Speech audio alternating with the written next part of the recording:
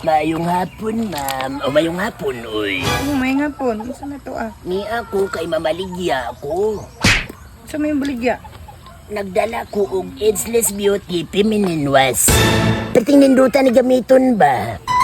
Umuman akong gamit. Ano ni mong gamit? Oh, ageless feminine wash. Mo ba mo di po ni mong gamit? Mao ni nindot kay ni gamiton kay naani cooling effect bugnaw kay paminaw bisag init ang panahon. Unya perting humuta dugay kay mawala ang baho. Nguna na gid siya kanindot. Indot kayo antibacterial pa gyud ni. Papalita ko binindot di kay ipagamit ko sa asawa ba si Madjuan ni.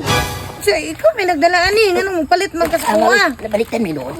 Ang ba't sa ba? Ang gawin kalimot mi nung koy. Palikay ganay kuno kay para dahan kang stock ba sigurado yung kumadas magan kasi mong bana pirmi kay humot man pirmi imong aliwas. Sige kung istak ana kay nagatibok di kog order ana. Sige di ka gamit po dani. Walay undang mo gid akong ginagamit. Pantog na pati ni mo humuta mo nagkadas magun po ko.